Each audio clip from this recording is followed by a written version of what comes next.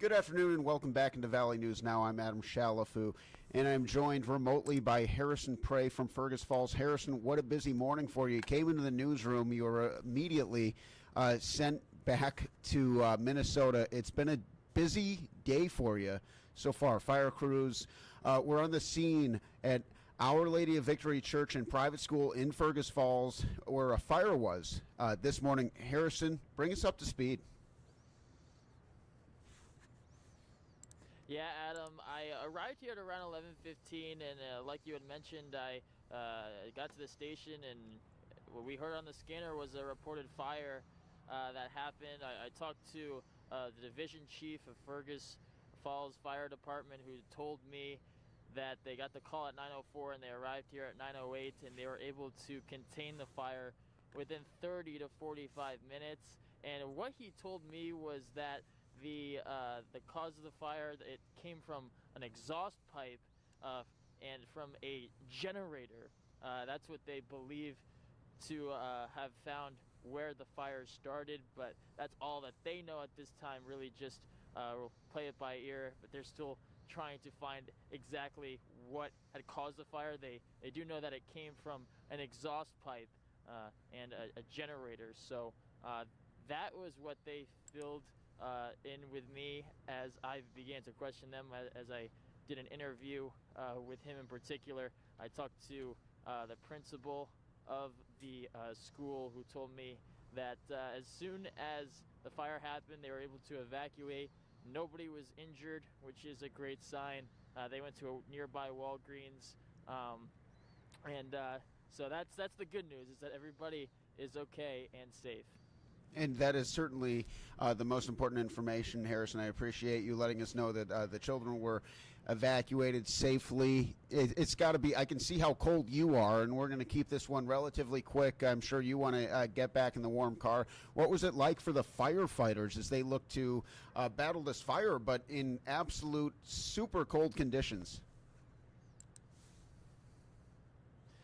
Yeah, that's a good point, Adam. I'm glad you mentioned what it was like for them, because I'd asked the division fire chief of Fergus Falls, Chief Lipson, and he had told me that it wasn't just the fire department of Fergus Falls, but they had Elizabeth Fire Department, Underwood Fire Department, other firefighters to sub basically in and out every 20 minutes to keep warm while being out here to be able to put out the fire and work to take it down. So it was a collaborative effort from the start. So it wasn't just the town and city of Fergus Falls being able to put out this fire, but the cold played a factor in these workers and these firefighters to get the job done. And so the fact that you had a number of different fire departments to help out was huge and instrumental in them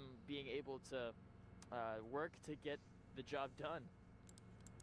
Harrison, last thing I have for you is, I know you've talked to a handful of people. What can we expect from you tonight? Who did you talk to?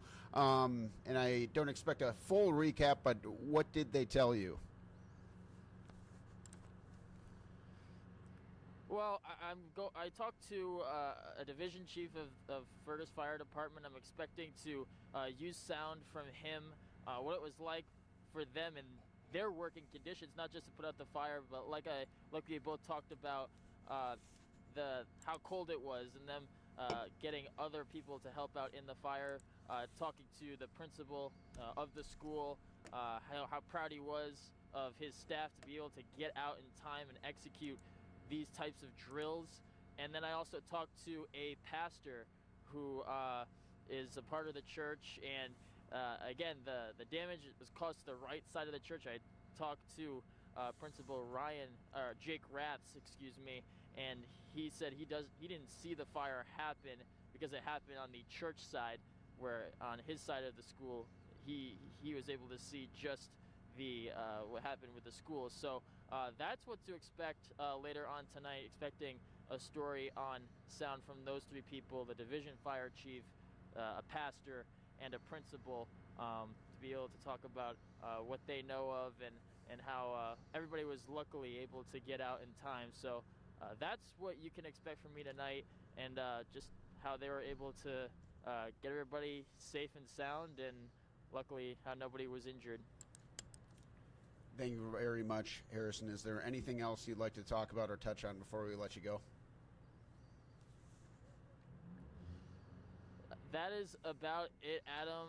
Again, came here around 11 o'clock, around 11:15, and the smoke was coming from the right side of the building, and again, they're still working to take care of any hidden fire and smoke from the building. You can see the ladder going on right behind me as it's moving, but just really glad that this was able to be taken care of, but that's all from me. Thank you, Harrison. Stay warm, and thank you all for tuning in. Adam Shalfo and Harrison Prey signing off on Valley News Now. We'll see you next time. Thanks, Harrison.